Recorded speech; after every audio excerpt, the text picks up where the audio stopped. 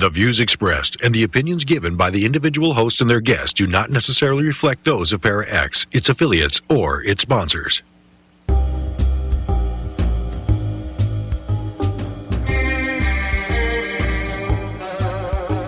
Step outside of your comfort zone.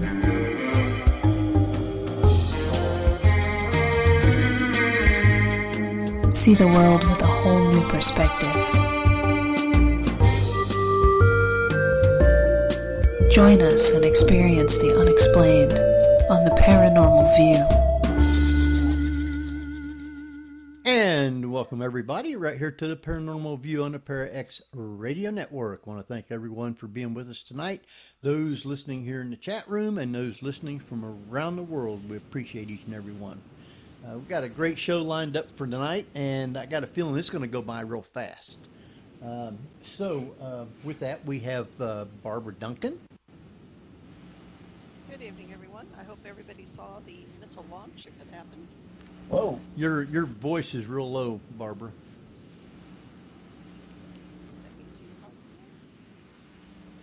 Yeah, you're like 2 rooms away. Yeah. Yeah. I was watching the missile launch. Oh, did you get to see it go off? No. Oh. It's on the East Coast. But I did watch it on NASA television. Ah. Guess the EM pulse knocked out your audio. Well, it's supposed to be going overhead here, so... yeah. Patsy's in the chat room, so maybe she'll go outside the door and look and see if she can see it. Well, there are actually 3. 2 Starlinks and one that was supposed to have some sort of weird vibrational, should be able to see a shock wave go through. Yeah. All right, we got with us also Jeffrey Gould. Hello. I guess that's better than the Steve Shock Lee wave. Yeah. And we have with us Tabby Cat Gash. Hey, everybody. And got a great guest lined up for tonight. And I got a lot of questions for our guests. So, and I'm sure that Barbara, Jeff, and Tabby does too. And hopefully we will get a lot from the chat room, which if you have a question tonight, you can private chat to H. Foister, Ceiling Cat, or Tabby, you in there? Yep. I don't see you. Oh. Hang in there. All right. If Tabby gets on, you can send the questions to her if you want. Yep. With that, though, Jeff, you want to introduce our guest? Absolutely. Well, tonight's guest is Lynn McKenzie. She's born loving animals. Lynn's passion lies in helping others to attune and awaken to the teachings and wonders that all sentient beings wish to share. Lynn's greatest passion is helping people identify, foster, and embody their unique psychic, intuitive, animal communication, and healing gifts. As Lynn got older, her affinity for animals grew, especially for horses. So I guess that's just wanting a stable environment. In 7th grade, her inner impulse was so strong that on a regular basis, she bicycled 26 miles round trip from her family home to the city in the country just to be near horses. So from childhood, she has also loved all things from the magical and invisible realms, psychic, intuitive, and healing. So welcome, Lynn Mackenzie. Thank you so much, Jeff. It's my pleasure to be here. I'm sorry about the stable pun. I know that was tacky. That's okay. Jeff's like it sometimes. That's totally fine with me. So, how did you find out that you had this ability that you got into being able to communicate? You know, I would say it was a process for me. So I was born loving animals. I felt deeply connected to them. As a child, all I wanted was an animal. I wished for a dog or cat or anything my parents would let us have. Every birthday, every time we went to a wishing well, everything like that. And eventually they did get us a dog, but at first they weren't so keen on it. And, I think it was just through that and then getting very involved with horses as a teenager around 14 or so. I just kind of went from a normal kid to girl gone horse crazy almost overnight. And In spending all the time that I spent with animals, I always felt like really in tune with them, and that, I was communing with them. And then, remained an animal lover for the rest of my, years, until one day I learned about this training. I didn't even know this field existed, at one point. I mean, I was born a long time ago. So one day I heard about a training program for this, and I had been already, engrossed in doing every kind of healing and intuitive development training I could, and I went off and I took the training, and I went, and where's lo and the behold, proof of it all, that? And they're like, the dam broke. what do you and mean? It all just I've heard started this coming through, and I truly am a believer that everyone can learn this. I believe we all have our own psychic, intuitive, and healing gifts. But I truly believe that given the right circumstances and information, that everyone can learn to do this. Wow. So, do you talk to Mr. Ed? I talk to animals. I haven't talked to Mr. Ed particularly, but I talk to animals, and predominantly now I teach others to do it. I've been doing this for a lot of years, and so mostly now my focus has been on all the training programs I offer, and writing my book, of course, that I just wrote. Yeah, I hit the wrong button. That's why you was hearing the sound of the show that was playing on Para X. So I got it fixed though. So we got that straightened out. I'm sure that everybody else has got a ton of questions, so I'm not going to try and hog you here.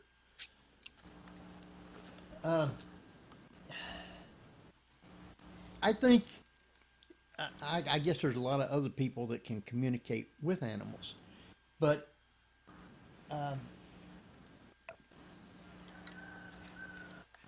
do animals know that you can communicate with them and they seek you out to talk to you? They often behave differently around me. I remember years ago when I was in Toronto, when I was living in Toronto, and I got asked to come and speak to a parrot club that was in Guelph, Ontario. And that is like, about an hour's drive with good traffic, going west to Toronto. And, they wanted me to come and speak that evening. And I remember saying to the girl, I'm going to have to drive out there a lot earlier in the day, because I don't want to get in rush hour traffic, because then it could be 3 hours. So I said, I'm coming in early. And she said, okay, come straight to my house. We'll go for dinner, and then we can go to the parrot club.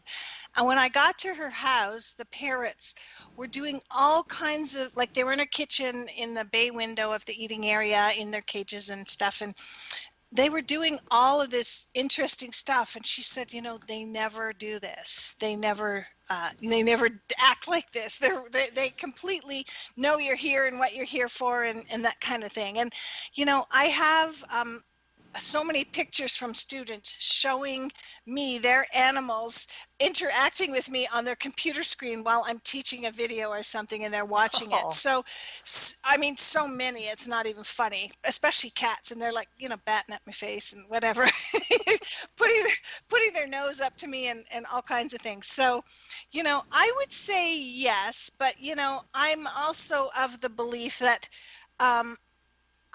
it's not like I keep the lines of communication open 24 hours a day, 7 days a week kind of thing, just for my own sanity. But I do feel like animals do recognize that I understand them to a larger extent than some people might take the time to do.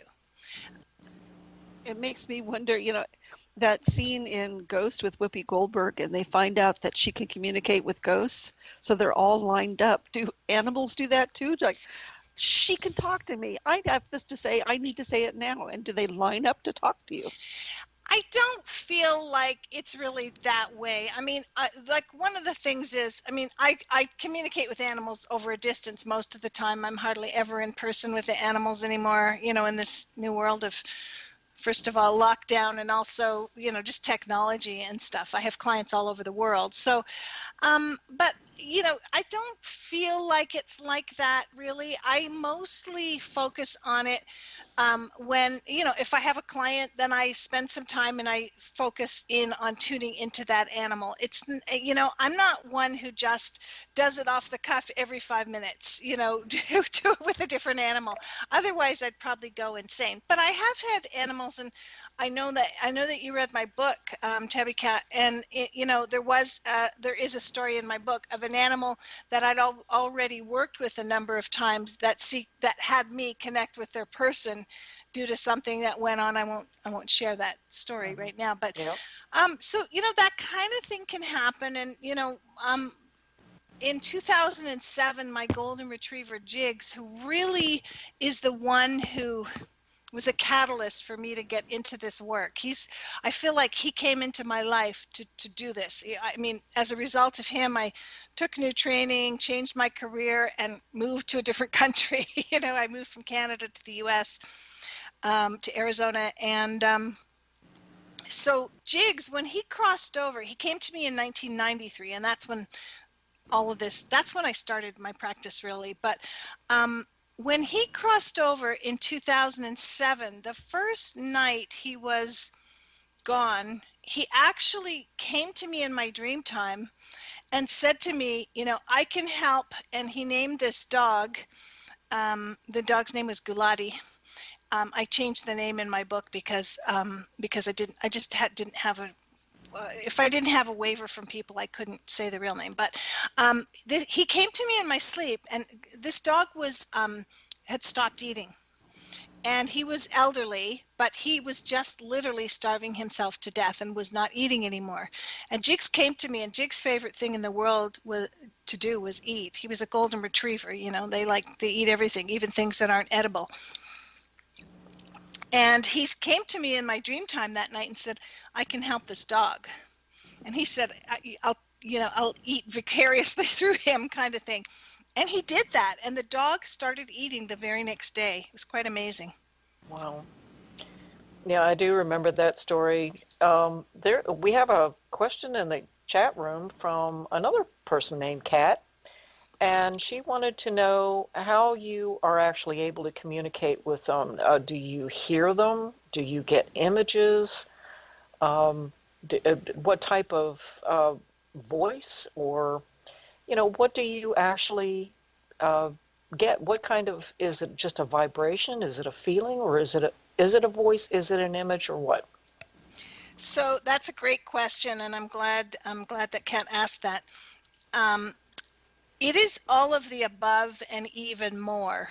So the way, part of how you communicate, anyone communicates with animals, is as you learn it, when you think about the four clairs, clairaudience, which is clear hearing, clairsentience, which is clear feeling, claircognizance, which is clear knowing, and clairvoyance, which is clear seeing. And those are just some of the clairs, but those are the four major ones.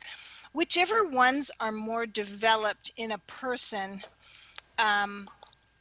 tends to kind of pop first, and it's almost like dominoes. After you let's say clairaudience happens first and you hear them, well, the other ones start to follow suit. So I would say when it began for me, I could really sense them, and feel them. And then I also had a real knowing, without necessarily knowing how I knew, but I knew, like beyond a shadow of a doubt kind of thing. And then it ended up that so then I took the training and I learned to communicate with the animals, and I was able to get them to speak to me. I remember the first time one spoke to me, I literally felt like they were speaking into my left ear. And I have heard some studies done after the fact by neurologist. Somebody I knew, one of my clients, actually contacted me because she heard me say that, and she said that she did a study with this very open-minded neurologist where he had her in a machine, and they found that intuitive communication comes in through the left ear. I mean, I'm not sure if that's the only way it can happen for sure, but So it depends on, so now it kind of depends on me and that other being and how our relationship is together, or how our energy fields merge. So it can be a frequency, it can be a feeling, it can be a knowing, it can be words. The words can sound like, if it's, and animals, like let's say the animal lived in a foreign country, they can still talk to you in English, even if they live in Italy, let's say. So, and they sometimes it sounds almost like your own voice in your own head, if you were just sort of talking to yourself inside your head. And sometimes it sounds very different. My sister had a cat, for example, that when I first talked to him, Whiskey, she adopted him when he was 16, if you can believe it. And he'd had about 5 or 6 homes up to that point. He was an orange cat, and they tend to move around a lot. And when I first talked to him, it was like he was this English man with a top hat and cane. That's kind of how he sounded to me and showed himself to me. And, I've had a dog, and one of the dogs I mentioned in my book, Ocean, she had this meek, mild little voice, like she was, it was faint, it was meek, it was mild, and then some animals have this big thunderous voice, and it can be so different, but it can also be in like symbols, images, impressions, thought forms. Any way you can think of information coming, it could come that way. And then the other piece about it is that then there's the interpretation part of it. So, sometimes it takes a bit to learn how to interpret it. And I honestly don't believe anyone in any intuitive field is 100% all the time. If someone says that to you, I think it's really a good idea to to use caution. But because the interpretation part of it is there too, and how things are taken, Mm-hmm. I know that as a medium, I don't always get messages from those who have passed in a straightforward way. Sometimes it'll happen in, as you say, symbols. Mm-hmm. Like if somebody wants to talk to me about the passage of time, they'll point to what I would refer to as a wristwatch. Not very many Mm-hmm. people wear those anymore, but if they pointed to like their left wrist, where a watch would be, and I would get it, time, or a clock, or the passage of time or something. So for an animal, I guess they would pretty much do the same thing. And I agree with you as far as, animals having their different personalities. Animals are like people. They have their individual personalities. So some animals might be very loud and boisterous, and some of them might be arrogant, and some of them might be tiny little meek little things. So I don't find that unusual at all that that's how they communicate, or how you perceive them, because that's their personality. So Right. if it happens for a person, why not an animal? Mm-hmm. Some of them are actually quite humorous. Some of them are, jokesters. And I mean, I have one example that I think would help demonstrate how this happens for some people, so for some animals and humans communicating. I remember when I was first in practice, I have to warn you guys, my allergies are acting up a bit. I almost felt like I was going to sneeze. I'll get my finger near the mute button in case I sneeze. I've muted myself a few times to cough. Spring in Arizona is like you breathing in pollen, like it's like fog in the air right now. Has the ice broken yet? In Arizona? Yeah. Oh yeah. Okay. We didn't have any ice. That was an expression I learned when I had a girlfriend who had people who lived in Arizona. Yeah. So I was communicating with this dog. It was a Great Dane, and the dog was having a lot of health issues. The woman contacted me because she wanted to see if there was anything her dog could share about all these health issues, because I think this female Great Dane had like 4 or 5 health issues and was on 4 or 5 different drugs for them, and she wanted to see if there was anything that we could figure out why this was happening. And, I talked to the Great Dane, and the first thing she did was she sent me this heart, and it was coming towards me, and then it would break. And a heart kept coming towards me and break, kind of in two. And, it would be very easy to think, okay, her heart's broken. But I kind of, asked her that telepathically. And she was like, no, it's not that. So, and it was a red heart that kept coming towards me and breaking. And I said to her person, she's showing me this red heart and she keeps showing it me at breaking. And she was like, oh my gosh, like I collect hearts. And and my friend, one of my best friends who's really close with the dog, just gave me a red one for my collection. And the dog is kind of like, there's no energy coming from the dog. And I said, well, is the dog around that heart a lot? And she said, no, she's a Great Dane. And this is in my living room. And that's the only room I don't let her in because all my good stuff is in there. And she's like a bull in a china shop. So she doesn't go in there. And the dog was just like zero energy about this being what they were talking about. So, excuse me, I asked the dog some more. And the dog just literally shot me an image of her neck and her collar. And so I just said to the lady, hey, does your dog wear a collar? And she goes, yeah, she does. And she goes, oh my God. I'm like, what? And she said, she has a tag on her collar and it's a red heart and it's a rabies vaccination tag. And, I'm not a vet, so I'm not allowed to advise people whether to legally, whether to, get their dogs vaccinated or not. But I said and the dog was like, instantly, that's it. And she was basically trying to tell me that she'd had enough vaccinations by her age. She did not need any more, and that some of these causes were vaccine driven. So, then I was able to help her by saying, I suggested a holistic vet, and maybe that she be treated homeopathically to reverse any of the impacts of the vaccination. And, we got to the bottom line, but I could have easily stopped at, oh my gosh, she's got a broken heart. And some people probably would stop there if they weren't as experienced, but I knew that the energy wasn't right with that. So I just kept going and followed the breadcrumbs kind of thing. Yeah. Well, there's another question from the chat room from Mufi. And I think this kind of went along with something that you'd already touched on, the fact that right now, because of the pandemic especially, you're having to do an awful lot of your intuitive readings virtually. And she wanted to know if you do remote viewing on pets that are missing.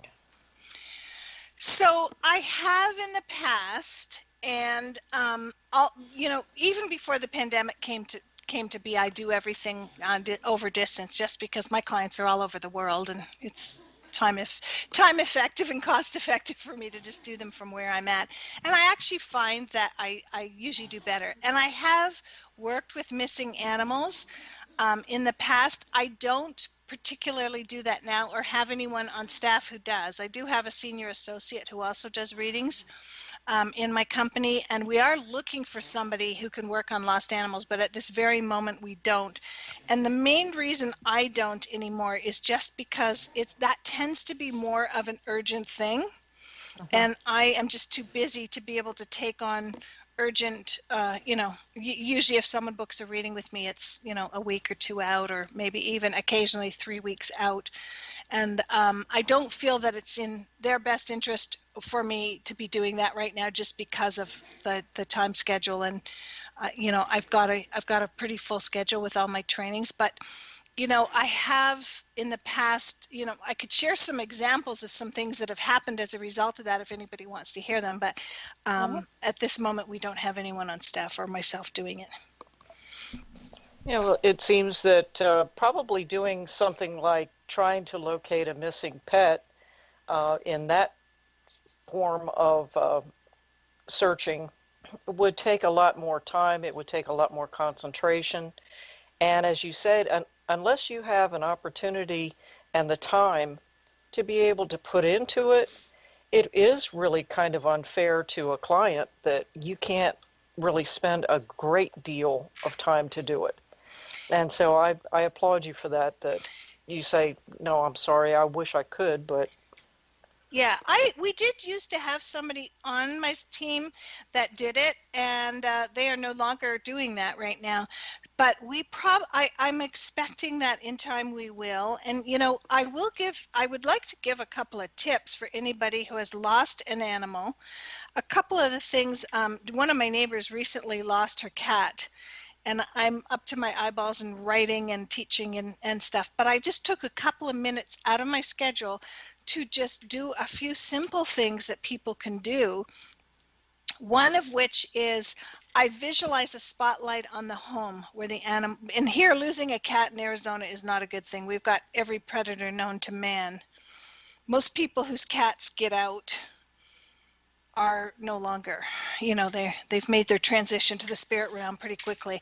So this is a little cat that, little innocent female cat that is never, out on her own really.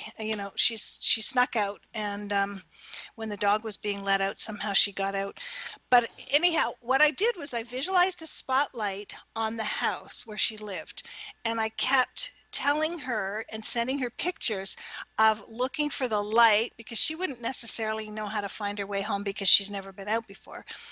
And so I showed her that and kept telling her to find her way home, I kept asking her to be courageous and brave and all these other things that I could do. This was a friend / neighbor, and I just did that little bit of help. And then I also shone a spotlight on the cat, and my intention with that was it was a spotlight on the cat that only benevolent beings could connect with. So like, it's not going to give a spotlight to the owls that are flying around, or the coyotes that are skulking around, or any of the rattlesnakes, all the things we have that could eat a cat or kill a cat or whatever. So I made it very specific that the spotlight would allow any benevolent humans to find the cat, and like if it was a human who was going to pick up the cat and keep the cat, they wouldn't be able to see the cat, but it would be a spotlight for those who would help the cat find its way home. Someone who would take the extra effort and get the cat home. So so that's one thing to do. If it's a cat, it's always a good idea to put their litter box outside, and even with a dog, something that you've slept on, or slept in, like a nightshirt or a t-shirt you've worn or something, for smell. Cats are even probably more into smell than dogs. It sounds funny because most people think it's the opposite. Going out and shaking treats, but sometimes when animals are lost, they get scared, and they don't even if you're calling them and they're somewhere nearby hiding, sometimes they don't always just run because they're so freaked out. So I do a lot of exercises on grounding them and giving them bubbles of protection and all that sort of thing. Then another thing that you can do is you can visualize like a cord from your heart center or your heart chakra to their heart chakra. And you can visualize that invisible cord going to wherever they are, and you can visualize kind of reeling it in, and the two of you getting closer and finding your way back together.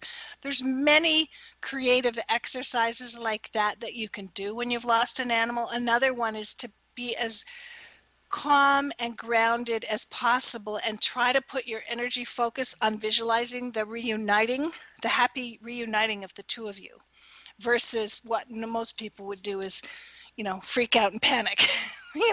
Standard human nature. Standard human nature, Yep. But the more we can be balanced and centered and just talk to them in our own minds, even for people who don't necessarily think they know how to do this, just talking to them is going to help them. Yeah. Part of my curiosity, where in Arizona, by the way? I am just around the Sedona area. Oh. Yeah. I spent a weekend in Sedona. It's fantastic. I hiked up Cathedral Rock. It's fantastic. Yes. Sadly, it's not what it used to be. It's getting too overrun and crazy. But that was bound to happen. The internet has opened up what Sedona is to to everybody in the world. So it's gotten a little crazy. But yes, it is very beautiful and very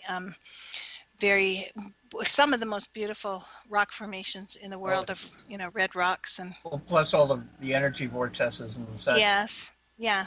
We actually stayed in the motel next to the little airstrip. Oh yeah, up at the airport there. And have you been there? Because they have I don't know, obviously it's probably not there now, but they had this beautiful tortoiseshell cat that loved hanging out with us and came into our room. I don't know the cat specifically, but I've actually, years like I'm talking probably 10 years ago now, some people came into town with a silky terrier, and they had me come to their hotel room and do a reading for them for their dog. And I knew they took dogs at that hotel, and I'm very familiar with the hotel, but I didn't know their cat specifically. But that's a very Sedona thing.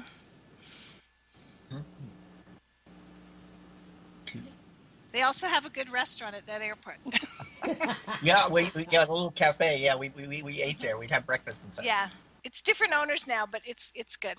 Oh, okay. Well, we thought it was because it was the first time we ever saw cow traps. Not traps, but the bars across the grating across the road so the cows would walk over. We call them cattle guards. Yeah, Arizona is an open range. So in Arizona, if you hit a cow on the highway, it's your fault, not the cow's fault. So you just have to know that the whole state is an open range, and those cattle guards, the cows won't cross them, so it keeps cows off the busy roads and stuff. Certainly puts a new spin on the don't pick up hitchhiker signs. I have actually been driving down the Cornville Road once. It's very close. The Page Springs Road, which is very close to Sedona, just outside of Sedona. And there was like cows in the middle of the road and walking around, and you just stop and let them do where they go with it. I mean, they were not supposed to be there, but they were. So you just have to watch out for cows when you're driving. Wow. So don't drive at night there. Well, yeah, probably not, or at least have your lights on. Everyone here drives at night, but it's... So, would an animal, whether it's a cat, dog, whatever kind of animal it is,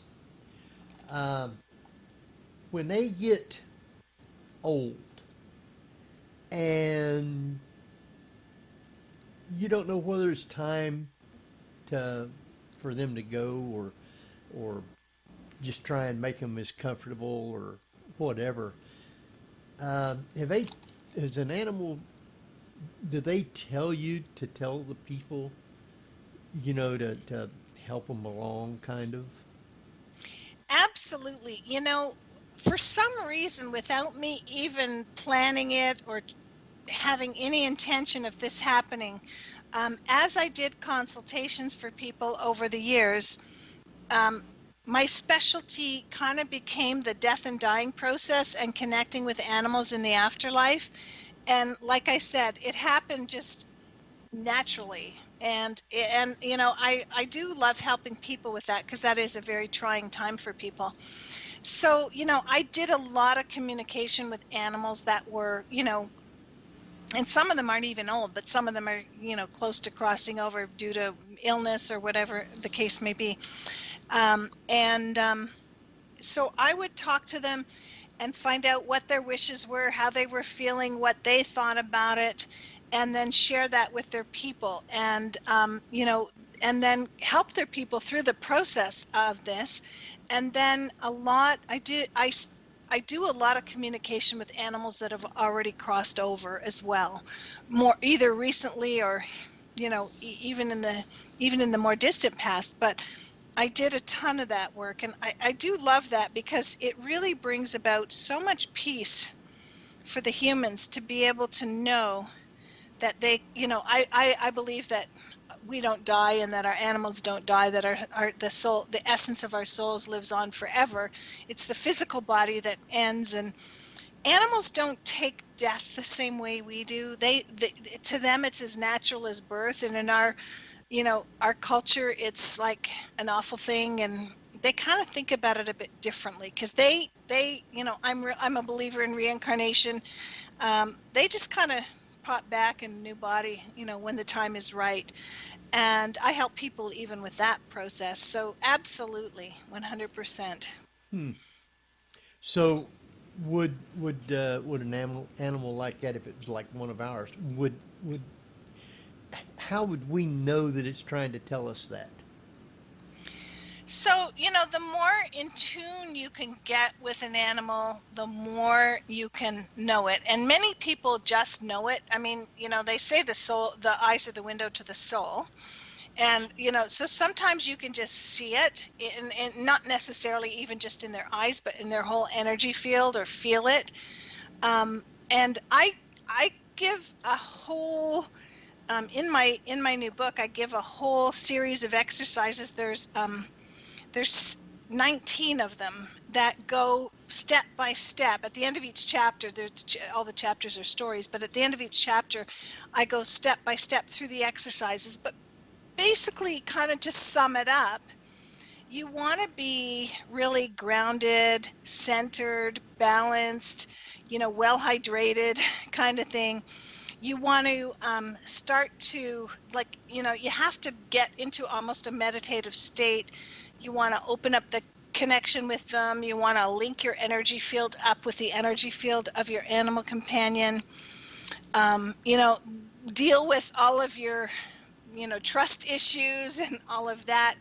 And really ask for assistance. I teach all of my students about their own personal healing teams, and I believe that we all have groups of beings on the non-physical realm who are there to help us, and they could be, they could be ancestors. They could from way back. They could be, relatives that have recently crossed, other animal companions. They could be, archangels, reincarnations of, Edgar Casey's on my healing team, different ascended masters, or I think I said angels, archangels, that kind of thing. And really just opening ourselves up to a place where we're able to receive that information. And many people are able to know just because they know their animals so well, even if they haven't taken any formal training or, pursued any study in this. But, with something as important as making a life or death decision, I think it's really important to take the time to learn learn all the steps and practice them. And for anybody who's really interested to learn how to do it and practice doing it, and not try to make a decision that deep with it, or maybe get help from somebody who can help them with it. You know what I'm saying? Yeah. I think for me, having had so many animals my entire life, probably one of the saddest and the most difficult decision that we have to make is having to make that decision for them. And, yes. We would like very much to try and, keep them with us as long as we can. But that's, as it was pointed out to me by someone very close to me, it's very selfish for us to want to keep them around knowing that they've got to be suffering. But at the same time, we don't want to hurt ourselves by knowing that we have to make that decision. We kind of hope, oh, well, maybe perhaps they're so sick, I'll go to bed tonight and they will pass sometime in the night on their own. Now, that's selfish too. And we would like to have them close to us, and they would like to have us close to them. It's like when we do make that decision, we try to be with them. I know I do. That hasn't happened a couple of times in my life where I was not able to be with my pet when they passed. But for the most part, I've been with most all of them. I've been right there letting them know it's okay. And, it's very, very difficult to do. And for anyone that has never had to go through it, it's extremely hard, extremely hard. But they do have a tendency to let you know. My last two cats that passed away a couple of months ago, within 2 days of each other, a 2-year-old, actually he wasn't even 2 years old, and my 15-year-old. And they both let me know there's not much more you can do. And I had to let them go. And it was very, very difficult to do. But as you say, they can look at you and you can see it in their face. You can see it in the way they behave. And they're letting you know, look, can you help me out here? It's a horrible thing, but sometimes it's got to be done. You can't help it. Yeah. And, some animals are able to cross on their own, it's, the thing that I always think about, and I say to my clients is, in the wild, nature takes care of this, because if one being is so weak that they can no longer walk or move around or eat or, get to water, another being, a predator, is going to come along and take them out. It's an awful thing to think about, but it's like in nature, it's taken care of differently. And like for humans, we have hospice and we have all of those, they don't euthanize people in most places, but they have ways to keep people comfortable in their end of days, which isn't as available for animals. Although I do know of some people who are trying to work towards doing something like that for animals. But the thing is, I think as us being guardians who are bringing our animal companions into a life in an unnatural environment for the most part, I think that it is one of our duties at times and one of the kindest things we can do for them. And I will share that I've connected with so many animals who have been helped across the Rainbow Bridge. And I would say, I can honestly tell you, I've never had one that said, why did you do that to me? I didn't want you to do that. They're all like they're in so much gratitude, and it's like when they cross over to the spirit realm, it's like they're in puppy and kitten bodies, and free and soaring, and it's like a beautiful thing for them. It's not a bad thing at all. And they're still connected to us. They're in the spirit realm. They can still be around us. And, cats and dogs don't get stuck in the astral plane and have problems. They can come and go and be in all places at one time. And it's quite amazing. Yeah, I've definitely had cats that have passed that have, I could feel them actually rubbing up against my legs. Oh, yeah. I've heard them meow because, every cat, just like a human being, has got their own individual voice. I've heard them meow. And there was a couple of dogs that I had that, for whatever reason, even though he didn't have bad teeth, he always had bad breath. And I continued to smell that smell of his breath and everything. And I knew he was around. So yeah, that they have their way of letting us know that they're still here, and I think that's probably the most comforting thing. Now, those people that believe that our spirit doesn't die, that it just transitions, for those that do believe, it is extremely comforting to know that while they might not be here, we can't feel their fur. We can't be, we're not able to pet them and cuddle them and tickle their ears and their paws. They're still with us in some ways. And yes. That kind of brings me up to my next question, is that animals can be so attuned to the way we're feeling that they seem to know when something's wrong. And I never really understood that for the longest time. I'd like to get your take on that. How do you think, especially like cats and dogs, which are our two main pets, how do you think that they are able to pick up on us, physically, emotionally, mentally, and spiritually? So that's a great question, and it's one that I'm glad you asked. And our animal companions, or companion animals, or whatever you want to call them, even horses, and I mean this would even include, people have lizards and parrots and llamas and goats and everything as pets too these days, chickens.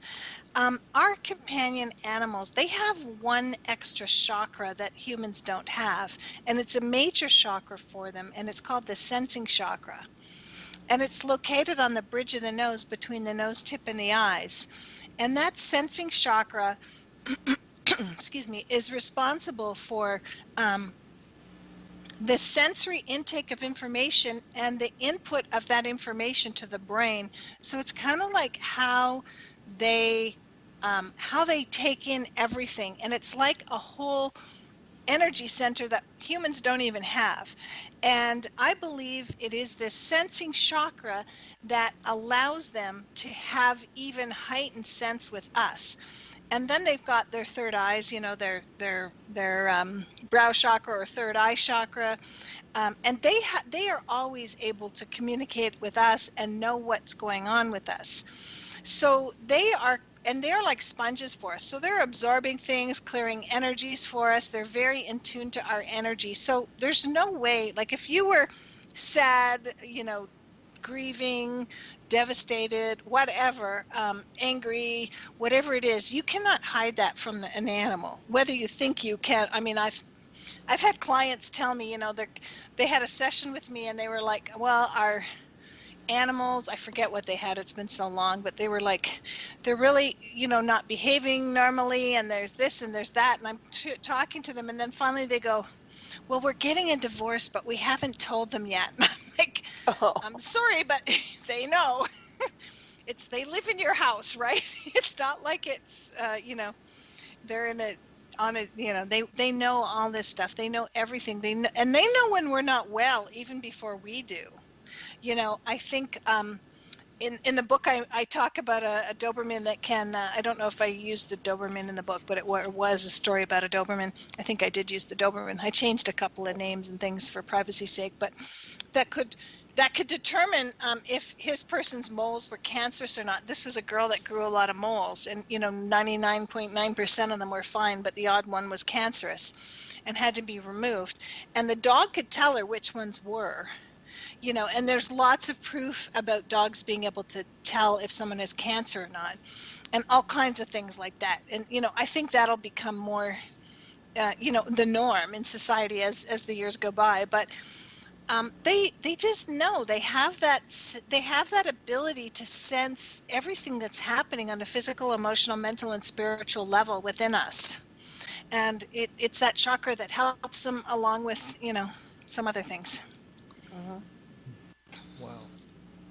There's a one panel cartoon I posted on Instagram, where someone is checking in to St. Peter, and this dog is just hopping up and down, and St. Peter says, "Oh, you're Bobby. Well, for the past 50 years, this guy's been really chatting you up." Yeah, I've seen that one. That's really great. And I mean, I truly believe that, I truly believe when we cross over, we're reunited, but I believe even while we're on this plane, we're reunited, but we have to learn how to bridge that gap to be able to connect with them. And I will say that for people who can do that or allow themselves to open to that peace, they're willing to open themselves to that, and they learn. Losing an animal becomes a little bit easier. I'm not saying it's easy. It's it's always heart-wrenching and awful, but to know that there's a way to be a bit more connected to them when you lose them, I think it's a huge gift to be able to have that connection and maintain it. Well, all of us, Lynn, all four of us have cats. And it's just something that I think is just one more thing that causes the four of us to have a little bit more of a closeness, because we can relate to our animals. Sometimes I don't even like to refer to my cats as pets. I refer to them as my companions, and they're my housemates and that sort of thing. And I post pictures of my cats all the time, and Henry posts pictures of his, and I'll tell you, Henry's two cats, they're all over him. I mean, those are Henry's babies, and I think you'll agree with that, Henry. Your two cats are not just pets, they're part of your family. Oh, yeah. I don't use the word pets much at all, because it's sort of politically incorrect in certain parts of the country now for the last decade or so. And you'll notice I probably might have written it in my book once. You might read the word pets once, only because there was just no other word that made sense in that place. But for the most part, I call them animal companions. So many people call them their fur kids or their fur babies, and we think of them like, to most people, animals, especially anybody who loves animals, they're not commodities or just, something that's external from us. They're a part of us. They are, they are family. Except mine is the grouchy roommate. Some of them can be that way. I mean, grouchy roommate. Yeah. Is that why you have to feed it I have cheeseburger? 4, and they're all so extremely different. Yeah. It's just incredible. But Puka is one of the main ones, and he's kind of weird. He sounds like he's complaining a lot and kind of scoldy sometimes, but I always know what he means. I know when he's like, this is what I want. I'm like, well, you can't have that. But if he's outside, I know when his scolding means, I want to go inside, bring me inside. Mm-hmm. Yeah, they're very demonstrative and vocal and all different, depending on the animal. They all have their ways of letting us know what they need and want. And, we're going to this deeper place that I teach people to do, it's just a way to be even closer with them, to even understand them better, be able to help them more. But yeah, they're they're all, and whoever thinks, I had someone on Facebook the other day go, "You are crazy, animals don't have souls." And I'm like, I just said, I feel sorry for you. You know what I mean? And all kinds of other people were saying the same things. If you had lived the life that I've lived, or probably any of you have lived, there's no way to believe that those beings that we share our lives with don't have a soul. It's just, to me, it's not even something that I would consider. There's no doubt in my mind remotely. Yeah. I mean, you can tell just by looking at their eyes sometimes, especially if one of my cats doesn't feel well, like the one that wasn't even 2 years old that passed away a couple of months ago, I could see it in his eyes, and it was just so sad. And there wasn't the vet tried to do everything they possibly could for him. Unfortunately, there were a few things that they didn't do that really irked me, but when it came down to it, he held on as long as he could. He fought as much as he could. And yet when he looked at me, I could tell that he was saying, I'm very tired of being poked and prodded and having tests run and pills shoved down my throat and being force-fed and everything. I'm tired of this. And I could just tell just by the look in his face. It hurt me, but, I was trying to do the best I could for him. But I could tell by the look on his face. And even though they didn't necessarily have the same human features, there was still something about his eyes and just the way he behaved, the way he may have cocked his head or something. It was like, just, I'm tired. I'm just plain tired. And how could you say that something that can communicate with you in such a profound way doesn't have a soul, that isn't aware of itself? How could you say that? And a being that has so much difference. I think it was maybe, I don't know, I think it was Jeff who was talking. I don't know if it was Jeff. I think it was Jeff talking about his cats and how they're all so unique and different, so incredibly different. Like, they're like just like we are. I always say we're all snowflakes. We're all so different. We come in different we come into this lifetime different. We have different experiences. We have different, on all levels, and we are like snowflakes. And our animals are too. You could get 3 dogs or 3 cats from the same litter, and they're not going to be remotely the same necessarily. I mean, they're not, and they're their own beings. So Now, do you notice a difference between the consciousness and the communication levels of, say, what we would consider wild animals like tigers, even snakes for that matter, or mountain lions, etc.? Down where you are, I'm sure there's mountain lions. Oh yeah, I had a bobcat yesterday right in my yard. Do they have a different tone and communication level as opposed to, say, domesticated? I feel like they communicate different information.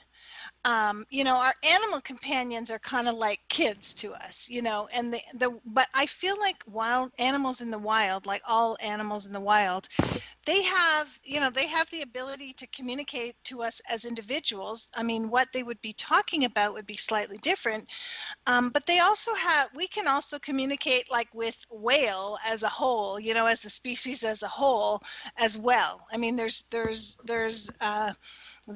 and we could do the same for cat or dog or whatever, as opposed to the individual. But I feel like the consciousness is also is the same in all beings. I don't believe that humans are superior or anything like that. I think sometimes you get more profound information from animals than you might from some humans, not in all cases. But I truly believe that all beings are able to communicate on pretty interesting levels when we get down to it. Well, I often wondered whether or not, say, like California cats would be different than, say, Park Avenue, New York City cats, because they grow up differently. They have a different environment. They have a different lifestyle. Their humans do, and whether or not that would also slant how they communicate. Yeah, I mean, it can. And one thing to remember is most beings that we're communicating with have had many lifetimes before this one. So they could have had lifetimes in other countries, etc. But, if they're talking about current life stuff, I'm sure that a cat that lives on the 25th floor of a high-rise in Manhattan, would have different things to say than a cat that lives out on a ranch in Wyoming that's out, catching mice and chasing butterflies and whatever. You know what I mean? There is that difference. But then remember that they've had many lifetimes, and they have the animals on the soul level. I mean, the communication that I like to do with the animals a lot of times is like communication that's a little bit deeper, communication that can help us raise our consciousness and grow and evolve, and that kind of thing. But yes, I mean, there's different perspectives for sure. Just like if you spoke to a person who lived in that condo in Manhattan, or a person who lived out on a ranch, there's going to be different perspectives on things, Yeah. Some of them, some people have to sit on a freeway for 2 hours to get to work in bumper to bumper traffic, and other people have to walk to the barn or, whatever, go to their computer in their other room. You see, I often wondered about mine because she's grouchy, but she grew up in a barn full of horses. And I got her as a retirement cat. So she came into a nice retirement, and she's just grouchy because I don't know whether it's because, like, what the heck? You kids get off of my lawn? You have to take the transitions because some of us do have rescue cats. Yes, absolutely. And don't know what their prior history is, so it makes it kind of interesting. Yeah, and cats really have their preferences and probably make them more clear than any other species. Oh yeah, definitely. They're unique. Yeah. It's interesting because more cats are drawn to meditation or things of esoteric things, studies, and the unseen realm. And I've seen more cats come in and take over the body of another cat. Like, let's say you lose a cat, to like one of your cats crosses over, and then like the next week or two, you might see one of your cats acting just like that other cat, which is totally out of character for the cat. And that cat has actually come with a soul agreement and entered that cat's body for a few minutes to revisit you and to make you know that they revisited you. And this happens so often. I can't tell you how many people have already told me this, but I mean, and how many cats tell me this when I communicate. Oh yeah, I came in and I took over, so and so, and they'll go, oh my God, that was her, or that was him, or I knew that was him because that cat never did this, but he did it. And it was like, and it might just be a visit. I call it a visitation. They come back, and come into another body. But cats, they'll leave footprints on a duvet, on a down duvet or something like that. All kinds of things, when people only have one cat and then their cat crosses over and then they've got those divots in their duvet, the paw prints or whatever, all kinds of funny things. But cats are, every species is unique and interesting in their own way, but cats are, especially that way. Mine is sometimes possessed, but I'm not quite sure what. I tell you, our time is already run by, so what we're going to do is take us a quick break, 6-7 minutes, something like that. And if people listening in has questions, you can send them to us, and then we'll get to them when we come back on the other side. So with that, let's see, who's taking us out? Is it? Well, let's see. Well, that's 10 years or so. It's been Jeff for yeah. Okay, Jeff. You're listening to the Paranormal View on para-x.com with your hosts Henry Foister, Ceiling Cat Barbara Duncan, Tabby Cat Gash, and myself, Jeffrey Gould, and tonight's guest, animal communicator Lynn McKenzie. So stay tuned for more of the Paranormal View after the break. Whether you're listening at home, at work, or anywhere, thanks for making Para-X part of your day. Your source for everything paranormal, Para-X. And welcome back, everybody, right here to the Paranormal View on the Para-X Radio Network. I want to thank everyone for being with us tonight. Those listening in the chat room and those listening from around the world, we appreciate each and every one of you. Tonight we've got a great show, and we have with us Barbara Duncan. Hello, everyone. And speaking of listeners from around the world, where do we have listeners at tonight? All over the United States, Canada, and across the pond in England and Belgium. All right. And we have with us Tabby Cat Gash. Maybe. Mute button. Yeah, she must have done that. And we have Sorry about that. I'm here. We have Jeffrey Gould. Welcome to the show. Hello. And we have our great guest, Lynn McKenzie. Hi there. All right. So we got a lot of other things actually to talk about too. And I believe, Barbara, did you say you had a question to start with? I didn't say that, but I'm really interested in her psychic development class. Because it sounds fascinating to look at it from a standpoint, you call it an energetic recalibration? Yes. Yeah, I have a training. Did you have a specific question, or you just wanted me to share a bit about it with you? Well, I'm interested in what you're calling an energetic calibration, whether it's very similar to like chakral work or in, say, Reiki, where you're just trying to reestablish a center. So my psychic development training is completely energetic in nature. It's not instructional. Like my clairvoyance mastery training, for example, is instructional, where there's lessons and you do A, B, C, and D, and you learn how to do it all, and you go through all these procedures. And the same with my animal energy certification training program. It's all instructional. But I came up with this psychic development program, and really it's energetic recalibration. So although there is a little bit of instruction, most of the entire program is geared to changing your energy via attunements. So I made these, I'll call them channeled audios, and that, I was basically given the information that people would need. And it's like I think I can't even remember now because I made it a number of years ago, but students love it.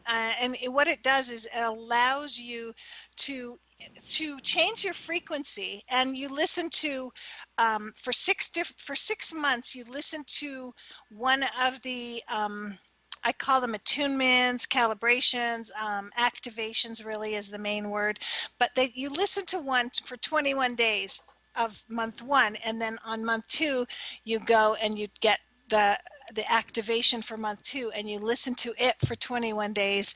And there's other things involved in the training, and different exercises people do, but it's more about recalibrating your energy, changing your energy through this activation that you go through for 21 days. So it's tonal in nature? Yeah, yes, but it's actually spoken words. It's me, going through and speaking the words for each month, and they're all different. They're all very, very different, these activations. I often wonder whether or not someone would include music as an activator in this. Well, obviously not Metallica, but I use Peter Gabriel's instrumental music, and that really does help open communications, for example. And I'm wondering how you would consider music as a spiritual advancement. Absolutely. I believe that anything that impacts our senses, drumming, didgeridoo, flute music, whatever it is, I believe, that a lot of people use the tuning forks and all of that. And I absolutely believe this. And this is just another form of that, these activations. And there's breathing exercises with them, and I have people like breathe in psychic mastery, and all kinds of there's all sorts of different things. And of course we work with the chakras from the Earth Star to the Soul Star chakra system during these activations, and the words are designed to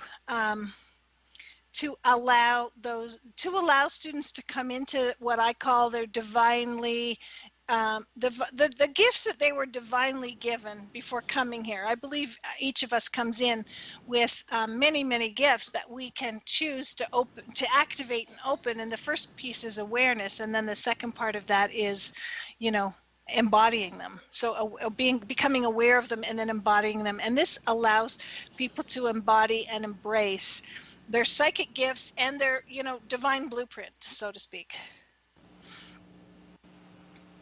So in a way, it's sort of chanting or along those same lines of a mantra of some sort. Yeah, it's Okay. It's along the lines of that, and it's 6 months of that, and then some other bonuses and pieces that I added in to kind of round out the there is a little bit of instruction, but mostly it's about working through those activations more than anything. Now, can you use those activations not only to communicate with yourself and understand yourself, but to human beings, but also you teach that on how to learn how to connect with animals as well? Yeah, what happens is many people come into my trainings, like maybe the animal energy certification training, which is what my main sort of, my main training, or the clairvoyance mastery, and then they do this, because when I teach animal communication, I don't just teach telepathy. I believe that, and the reason I call myself an animal intuitive versus an animal communicator is because I think of I do animal communication, so I do the telepathic part with the animals, like, that most people do and know and aim for in animal communication. But I also use my psychic intuitive gifts, and I also receive information from my guides, the animals' guides, the archangels. I'll, as long as it's coming from a benevolent source, I'll take information from wherever it, that can help from wherever it comes. I've had, as I mentioned in the book, that dog Ocean, that she was the one with the meek, mild voice that I mentioned at the beginning of the show. She actually told me the first words out of her mouth were, "It's my duodenum," and I know some people say duodenum, and but she said that word, and that's how I could relate to it, because that's how that's how I had heard it said in Canada. And I don't know anatomy and physiology. I'm not a veterinarian. But that dog told me, and she was only 2, and she was dying pretty much. And she told me it was her duodenum. And not all animals are that specific. But she was, and she was very clear. And it was confirmed by an endoscopy a number of weeks later. And they were able to, get her on the right path, and she lived a nice life after that. So, she told me herself, but if it had come from her guides or an archangel or, an ascended master or wherever it could come from in my healing team or her healing team, I would take it, as long as it can help. That's my number one goal, is to just get the help for the animal or get the peace of mind for the people who need the answers or whatever, So we do have a question from the chat room, and they're asking about animals and their ability to see spirits. Do you think that animals have the ability to see ghosts, angels, other types of beings? 100%. Many times when I used to do a lot more consultations, I still do a very limited few, but over the years, while I was doing consultations more regularly, and even now sometimes, when I'm connecting in with an animal companion, for somebody, all of a sudden it'll be like there's an elderly gentleman there with them, and they'll let me know. And I'll say, there's an elderly gentleman around who's coming forth, and your cat or your dog or your horse or whatever wants me to let you know about this being. And they'll go, "Oh my God, it's my dad," or "It's my grandfather," or "It's my brother," or "It's my husband," or whatever, and so 100%. And oftentimes that is that person's way of coming through. Like either the animal is helping them to connect with that being that they're already connected with, or that person, the grandfather, the father, let me take a quick sip, my throat's getting really dry, will end up, that they'll sense the opening of the portal, and they'll go, "Okay, I'm going for it." I'm coming in. So it's very, and animals sense other animals coming in. When one of our animal companions crosses over and comes back to visit, sometimes the way we know is because our cats are telling us so. That comes to mind. We do have another question from the chat room. Patsy wanted to know if it is beneficial for other cats to be present when another one passes, like at the vet. So if there are other animals around when that cat passes, is it beneficial for them? I think it is beneficial for them if it's at all possible. I also think it's nicer if your animal can pass at home if you're helping them across. I know that's not always possible. And when it was time for my Maltese Carly left this plane on the solstice in 2019, December 20th, 2019. So the fall, the winter solstice. And I would have liked to have my Yorkie there with her. It wasn't possible just due to, the vet's timing, the fact that it had come to a head that she needed help, she needed assistance in crossing sooner than later. And my Yorkie was at the groomer, And the only time the vet had was that time when my Yorkie was at the groomer, my current dog, Pixie Rose. So Pixie wasn't able to be there. And it was hard on her, but it would have been hard on her even if she was there. And I would have preferred that she was there to see it with her own eyes on the physical plane. Of course, I communicated it with her very much. If it comes to like taking cats to the vet, I know you have a lot of cats, Kat, and I know you probably couldn't take them all with you to the vet if one of yours was going to cross. And some cats hate the vet, so it might just make it more tense for the cat that's making its transition. So you have to kind of weigh it all out, and maybe could you have it done at home? Could you just bring the two cats that are closest to the one cat that's crossing over, or are you just going to communicate it to them and let them understand? Yeah. Now you have various different ways and means of as you would put it in your book, the lessons and how to go about performing the relaxations and so forth in order to be more attuned. And a lot of people don't really look at what they do by way of, say, yoga and any kind of relaxation type of things. They're looking at that as just from a physical standpoint. They're looking at it from a health type of thing.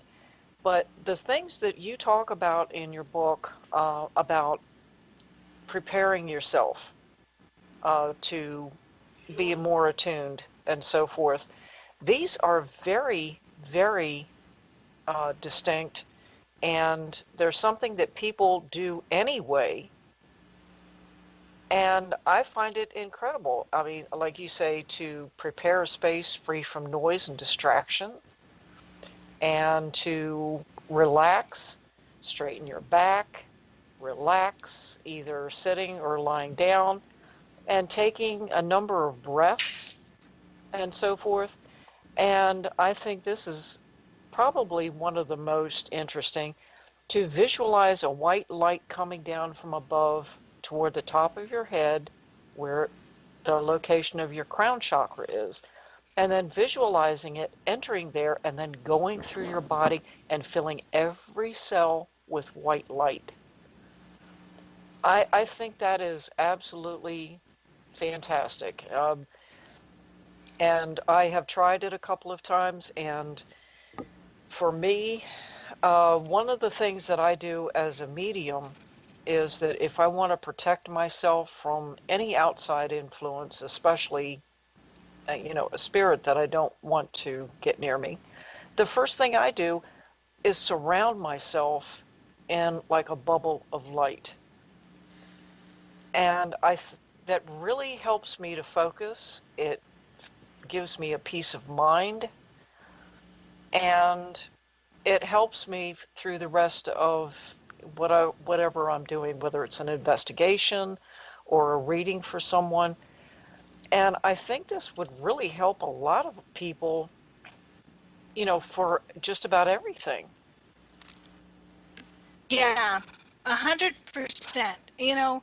We have the ability to do this. I believe we all have the ability to be way more in tune with energies, all energies on the, invisible realm, ability to communicate with animals, to communicate with those in the spirit realm, whatever you want to call it. And what we're missing is the procedure. A lot of people, like humans, get really busy. We've got busy schedules. We've got phones beeping. We've, texts coming in. We've got phone calls. We've got people, wanting to talk to us. And there's just a lot of pulls on our attention and our energy and all of that. And people have, radios and TVs going on in the background. And it's just like it's like having noise that's blocking us from this higher consciousness that we want to achieve. We want to connect into and tap into and and just that what our goals are for connecting in with the spirit realm of any level. So when we have like a procedure that can help us to relax, to quiet our minds, to put everything aside, and to just come into what it is that we want to do, be clear and open about it, and we have success that way. And like things like doing yoga or drumming or connecting, like even connecting with nature. Hiking could be your spiritual practice, but having some kind of spiritual practice where we bring some of this into the forefront allows us to do things that we weren't even aware of before.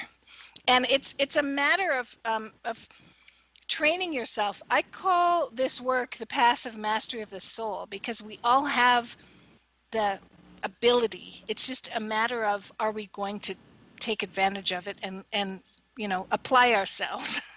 Right. And so my book, Bark Name Meow, is very instructional as well as telling stories. Like, it's really about the stories and about the examples and about the experiences of people with their animal companions, and all of the variety of ways that animals come to us, like as partners, as teachers, as guides, as healers, as catalysts, as bridges for us. They come with all these different abilities to help us. But I gave real instruction. Like I actually, at the end of each chapter, I do some writing about the lesson of that chapter and what we can all learn from it and take away from it. And then I give a reflection exercise where people can actually try to apply that lesson to one of their own animal companions. But then I give a really in-depth training on an instructional training on how people can get from point A to point B. And Right. those exercises are kind of cumulative. And what I recommend for people is, once they've read the book, the exercises have their own table of contents, and then go back through the exercises and keep them as a guide to revisit, and master. Because again, it's like, you don't learn how to play Mozart in your first week of playing the piano, but if you keep applying yourself, you will eventually. Yeah. I mean, I've noticed that if I take a few moments to myself, which is kind of few and far in between, but when I do take a few moments to myself, I can kind of let a lot of things go. Mm-hmm. And I've noticed that when I relax, my cats have a tendency to just come and get near me. And I've got a couple of cats that generally don't really like me to fool with them too much. They're the kind that, well, I want your attention when I want attention, not when you want to give me attention. But if I take a few moments to just relax and breathe and calm down, those cats have a tendency to come around me more often. And I guess it's because they pick up on the fact that my energy is different, it's calmer, and they like that. Yep. Cats really gravitate to this work. I mean, for those people who are healers who have cats, the cats will like to come in and be a part of the healing in the healing room. They will like to be around you when you're meditating or when you're practicing this work. That's why they're, constantly at the computer screens of my students, trying to, get involved. That's like a big message, to anybody whose cat does that they're looking for more of that from you. Yeah. And they say cats don't suffer fools easily. If a cat wants you to be a certain way, they're going to, kind of let you know that when you're doing it the way they think is right, Oh, yeah. they're going to be around. Do it my way, lady. Oh, definitely. They are like that, yes. Yeah. Yeah. They want, it's almost like some of them will only give you the time of day when you're behaving the way they want you to behave. Yeah. And you better know it. Yeah. Uh-huh. And Yeah, they do gravitate towards mellow. We had a temple cat, and when you meditate, right in the lap, almost all Yeah. the time. Yeah, they love that.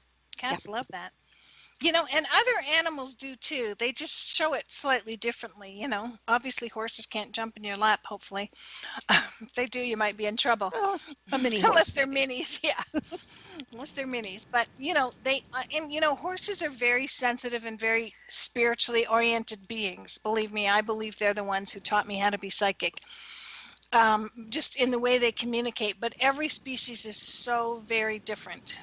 And in the way, they all bring the same lesson and message forth, but in their own unique, special way. They certainly do.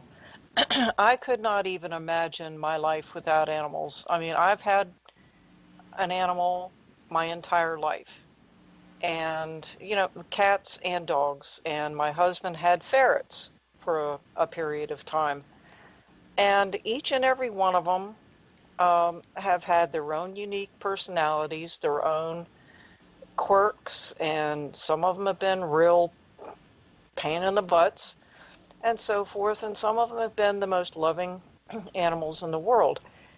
And I couldn't have loved all of them any less for their personalities and so forth. And for those that I've lost over the years, I look back on them with fondness and love every moment that they shared with me.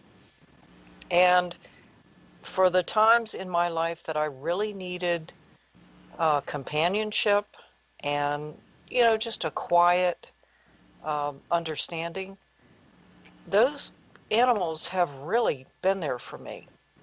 And anyone that allows themselves to feel that they have a connection to their, pets, will definitely realize that there is a connection there. We do need that. We don't always just need a human companion. Sometimes we need like a soft paw or a waggy tail or, a lick on the cheek or in the ear or something from a big floppy dog. That sort of thing. I think it's part of our human nature that we really do need to have an animal in our lives. And like we recently had another guest on the show that their particular companion is a snake. Now, me personally, I could never get close to a snake. But this person has had this snake in their lives for 17 years. Wow. And has such a close connection with that particular soul that it's like another human being. And so until or unless you actually connect with another species of animal, you don't really know. And there are people that don't even want to try. And it's sad. It's very sad. Yeah. And a snake can communicate, as well as a cat can. It's more about, are we willing to communicate with that snake, or are we, can we, communicating with another being is all about, is all about the belief that all beings have divine wisdom to share, and then also understanding that we are all equals. We are all and surrendering to that, and to, if you're terrified of snakes, which some people are, they're one of the species that people are terrified of. Imagine how that snake feels. You know what I mean? Imagine the energy coming at you if practically every being was terrified of you that you encountered. Yeah. So and it's all about, surrendering, non-judgment. It's funny because, it's not about judging another being. It's about understanding the oneness and learning from them and hearing what they have to share and interpreting that and bringing it back as a really powerful lesson, or for yourself and for humanity as a whole, or for the the person whose animal companions you were talking to. But I've spoken to, I remember once I was in Toronto and I was doing a live communication for a client I had in Toronto, and I was going to her place that afternoon, and I was having lunch with a friend of mine, and I was told him I was going to speak with an iguana. It was like a 7 or 9-year-old iguana. I can't remember. I think it was 7. And we were at lunch, and my friend had been into reptiles a bit with his son when his son was younger. And, all of a sudden he looks at me and goes, this iguana is going to be about 5 feet long, right? I'm like, no, I did not. Like, I hadn't even thought about it, right? I wasn't thinking about it. And he goes, yeah, it's going to be about 5 feet long. And one of the reasons she was having me to come to communicate with this iguana is it kept losing bits of its tail, and different bits of its body were kind of falling off. And I mean, lizards do some of that when, I think there's an ability where if another animal grabs the lizard by the tail, they just let go of their tail and keep going, and the animal has their tail and the lizard's alive. I don't know much about lizards, so if I'm saying the wrong thing, don't beat us up. But, and I was like, oh my gosh, but it was, and she had tortoises and all kinds of cool animals in her house. And it was great communicating with that iguana. But, I'm glad he warned me, because I might have thought it was a little thing that would fit in your hand, I didn't really know iguanas very well. I've communicated with like llamas, iguanas, goats, chickens, all kinds of beings, not including the wild beings, but all kinds of them. And they're all equally able. It's more about, can we bring our minds to their, and to their place. Like, I've had people tell me, like, they're judging cats because cats are obligate carnivores, and I'm like, this is getting way too ridiculous. Like, all animals were made on, like, there's this whole circle of life. And in this world, if we look at the world, most animals are the food for something else. It's very evident in the desert. They in the spring, there's a million bunnies and quails, and by the fall, there's not so many, Yeah. But every being has to live, like, I mean, it's awful to us when we, I remember ravens had some babies near the house I lived in before this one. And one night the owl raided their nest, and, it was awful. There was a scream, that blood-curdling scream from the, tree, and it was awful. But, the owls have to eat, and their babies have to be able to live too. So it's an interesting concept, and I don't want to go too deep into that. But I mean, we have to just sort of surrender to the way that is. That's not going to change. How where owls going to get their food, or eagles, or every living being on this earth. But it's about understanding the oneness and being open to that, and practicing non-judgment of other species and all of that. So Okay, essentially you had a parliament going after a murder. Oh, kind of. God. No.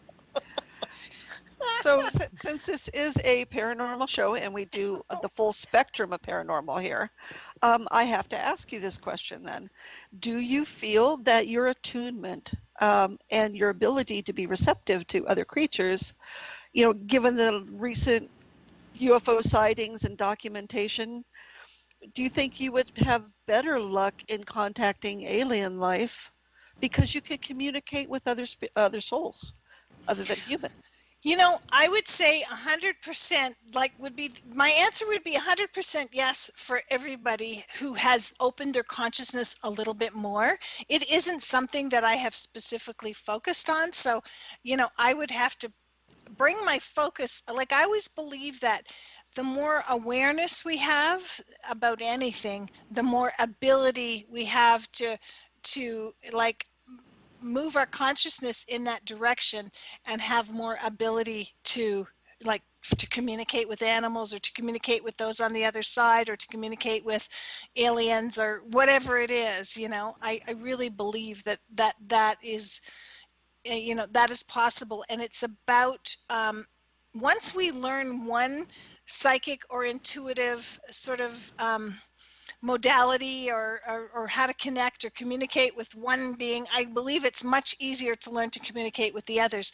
And I believe it's also important to bring that into our awareness and understand what's already happening and what's already possible, so that we can sort of strive in that direction if that's our desire. Yeah. So you're eliminating the shock and the veil, so to speak, of saying it's not possible to yes, it is possible, and you're not shocked when it does happen. Yeah, it's like if we don't know something exists or is possible, or that we could possibly potentially learn to do it, we'll never do it, but once we become aware of it, like I had to first become aware that animal communication was a field, where even though I always was an animal person and felt that I learned at a younger age how to communicate with animals in my own way, and how to develop my psychic intuitive gifts, which I feel that I learned from being around so many horses every day of my life for so long. Even though I lived in the city, I made it a point to be around horses pretty much every day that I could, and ride horses. There was a long period of time in my life that I was riding 2 horses a day for ages. And so even though I had all that, then once I became aware of the field and learned about the field and read like crazy about it, read every book I could find on it, and then did the training and really became aware of how it was all done, then it became easy to do for me.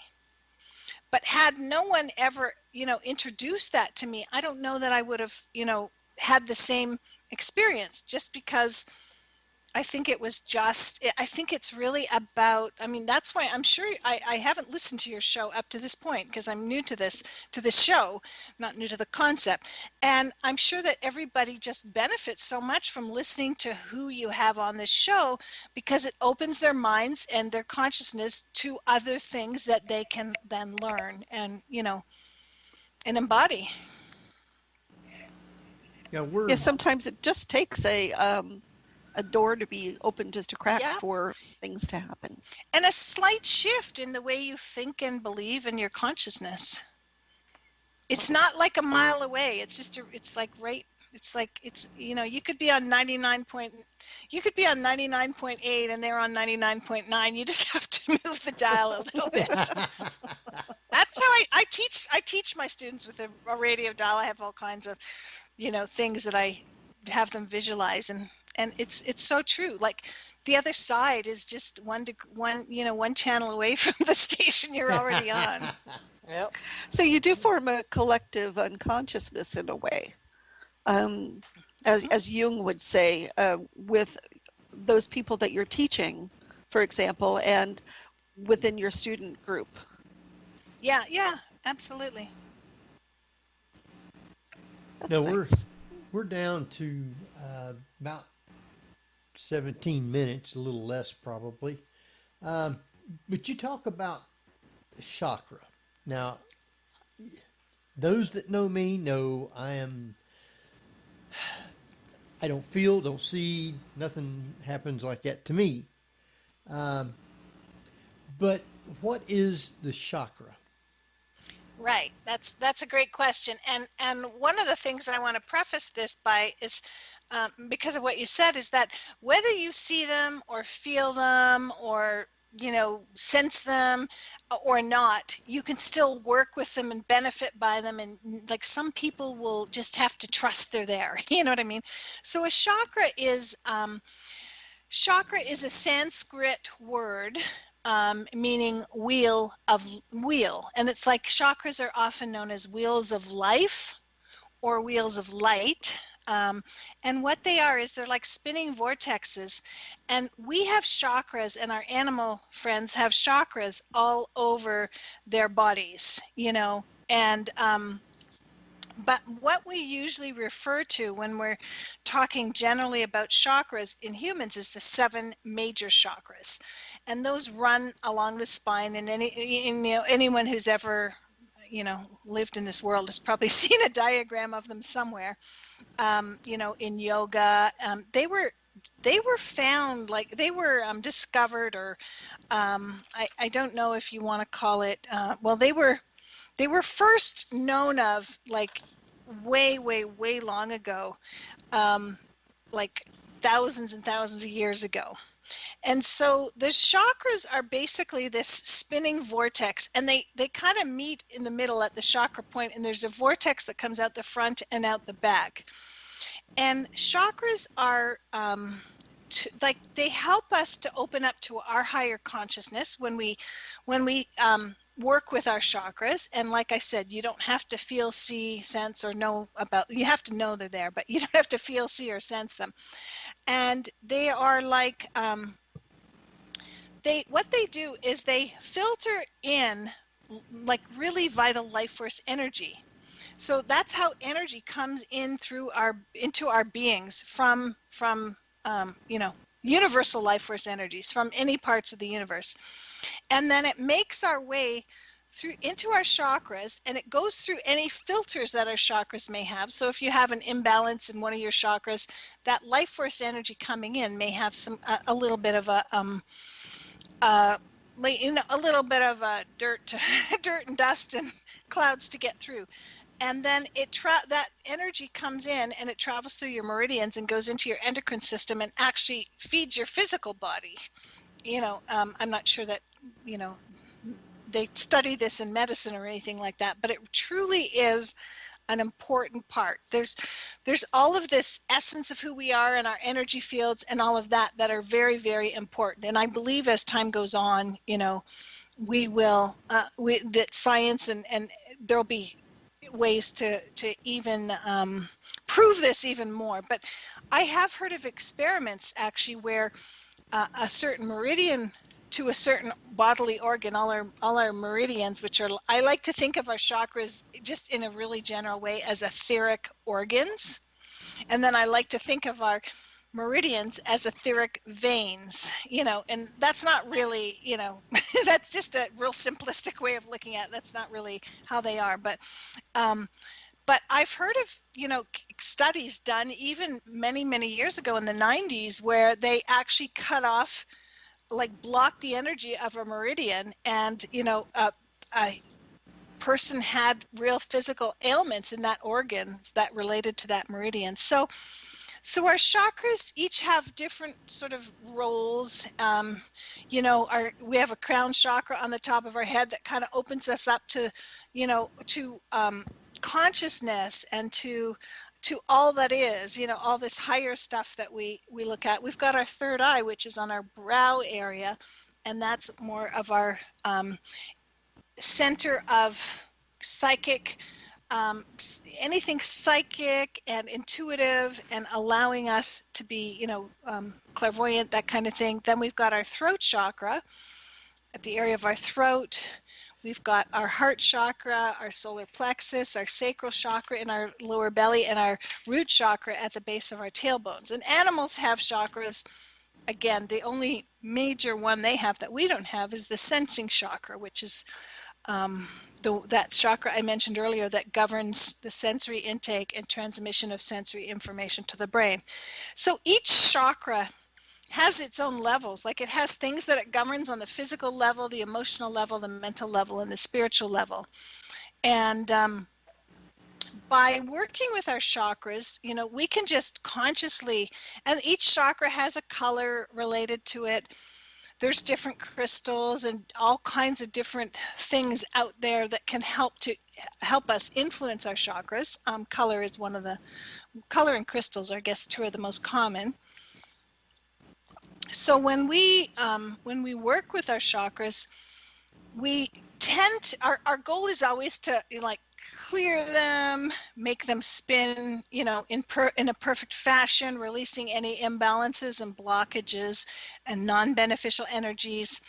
And when we have our chakra system in, great working order, in the way we would like to have it, like everything's working perfectly, it's kind of like everything working perfectly in your home. Like, your AC works, your heat works, your stove works, your fridge works, your shower works. You can get a glass of water. You can, everything's working. So everything's running smoothly. When something's broken, you could still live in your house, but it's not as comfortable. Like if your water's only cold, or you have to take a cold shower, whatever.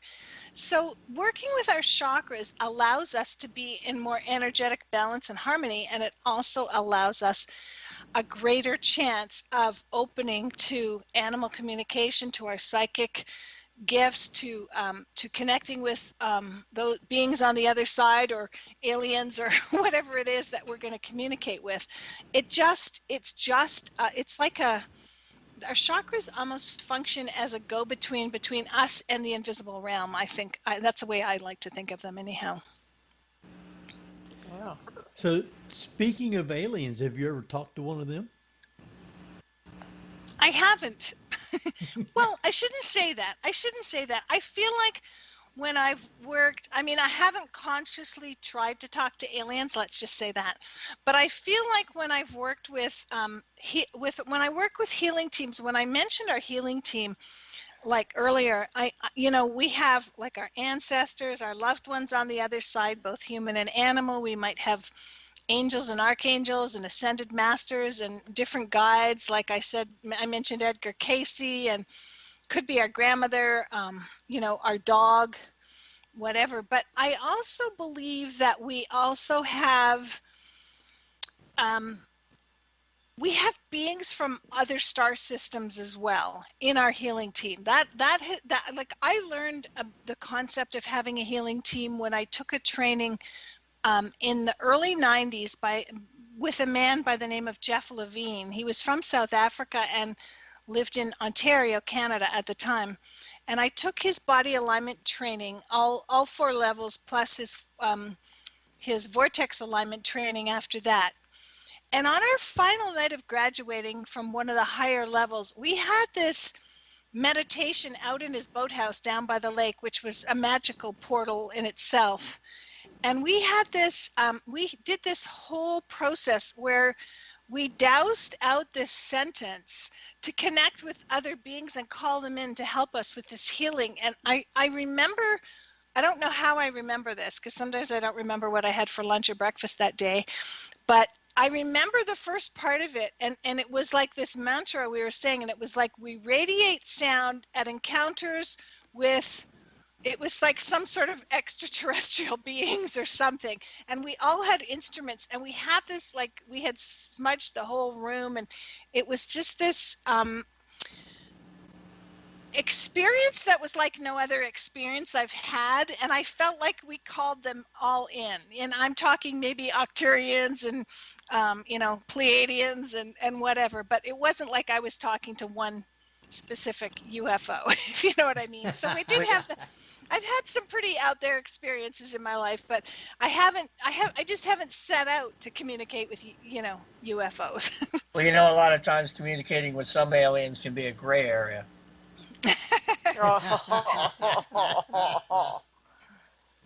Same goes for whales. There you go. How's that for a comeback? Boy. Yeah. All right, Barbara, you got another question? Oh, wait. Well, I'm just, Hang on, Henry. it's, I've got a great what's one. it? I was ahead. just say, with whales communication, they would have their own podcast. Yes, they would. You're full of them tonight, Jeff. All right, Barbara. Well, I'm just waiting for Jeffrey to. I'm out of puns at the moment. I'm sure more to come. He's very punny tonight. Yeah. Sure, there are people who will debate that, but Well, I just find it, it's fascinating, just the possibilities once that door is open, not just to communication, but to other aspects of your life, for example. I'm sure your group is a lot more aware of practically everything at this point, correct? Yeah. Not This, I don't know if you've seen my book at all, Barbara, but the subtitle of my book is called Bark Name Meow. But the subtitle is Awaken to the Transformative Wisdom of Your Companion Animal to Activate Your Soul's Highest Calling. And my particular specialty in this work is really to learn this. And I think I said earlier that I think of this as the path of mastery to the soul. And I think of every person when they embark on this work and increasing their consciousness in any way starts to really help people to be able to connect more fully to their soul's highest calling. Like, I believe that each of us comes in with a soul's divine mission. And again, we're all like snowflakes. Yours will be different than mine, will be different than Jess, will be different than Kat's, etc. And you know, and I didn't mean to leave anybody out. I know I only said three names, but you get what I'm saying. So I believe that as we embark on any of this work in other realms and higher consciousness and developing ourselves further, I believe that we actually open the door for activating our soul's highest calling. And you know, for me, animals are the conduit, so to speak. And you know, anybody who loves animals, I believe, can you know, that can be the door in for them. If you love aliens, that could be the door in for you. Or if you love angels, that could be the door in for you, or whatever it is. If you love talking to those on the other side, you know, I love doing that. And I do it more with animals than humans on the other side, but I do both. But if that is your goal, is to talk about those who have crossed it, you know, it through mediumship or whatever it is, I believe that helps us to really awaken our soul's divine mission and become more of who we really are and we're meant to be in this lifetime. Yeah. And I believe I don't focus a ton on previous lives, but I believe, you know, experiences we've had in previous lives bring us to where we are today as well. Exactly. Wow. Kat, you got another question? No. Well, Huh? I would just kind of ask exactly, Lynn, how people can get in touch with you and perhaps take your classes. Right. So my website is lynnmackenzie.com, and Lynn is Lynn, and Mackenzie is Mckenzie, or for those in Canada, ZIE.com. Canada and the rest of the world. So if you want to know more about my new book, Bark, Name, Meow, you can just go to lynnmackenzie.com/books with a plural with the S at the end. And you'll find all the information about my book there. And down at the bottom of that page, you can actually read the first 2 chapters free with the Look Inside feature. And I have, I have a webinar where you can, it's a free webinar. And if you go to my website, once you're on my website, way over at the top right-hand corner, it says free training. Excuse me, my allergies are really getting to me now. And if you click that free training button, you not only receive an amazing little training, and it's in a beautifully illustrated booklet, downloadable, but you also get invited to a free 90-minute webinar. And that webinar gets into a lot of what I do, what this work does, and it introduces the training and offers, I think, something like 60% off or something like that. So Wow. If you're at all interested in this work, I'd go and grab that free training, if nothing else. But oh yeah, and you can read all about me and, you know, on different pages in that website. Fantastic. Thank you. My history and all of what I do and have done. Board page, I'm going to have all of these links, including her YouTube and Twitter, her YouTube channel and Twitter and all. So yeah, my Facebook page is the most active. You know, the animal, I think it's animal alchemy. Yeah, that's we do the most there, and I think that also goes to Twitter and Instagram. I don't know how to do most of that stuff. I know Facebook the best, but we also have a ton of videos on YouTube as well. Wow. People do the technical stuff for me. It's enough for me to just go to other realms. Yeah. I let them handle the technology. That's pretty much me too. I'm not exactly up on everything, but I try. Mess up sometimes, but I try. Yeah. Yeah. So we only got just about a minute left, and probably a little less than a minute. But I want to take time to thank you for being with us tonight, and I want you to stay on till after we're off, and we'll thank you. Yes, it was my pleasure to be here, and I really believe that it is a gift to everyone to be able to learn this for themselves. It opens so many avenues and makes life a lot better. So I encourage people to learn as much as they can about it. All right. Well, next week I know we'll have Thomas Wortman, and I've got a couple others that's supposed to be with them in a round table. I'm still waiting for the answer back on another one. So even if neither one of the other two can make it, we'll still have Thomas Wortman on next week.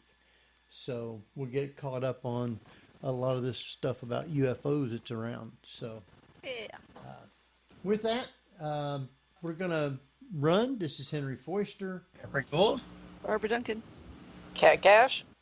And we will see you next week at the same time. So good night, everybody, and stay safe.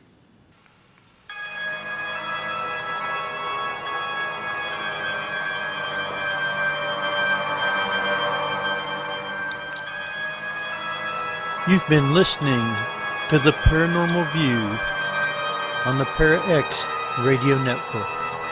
Join us again next week at the same time for more of the Paranormal View.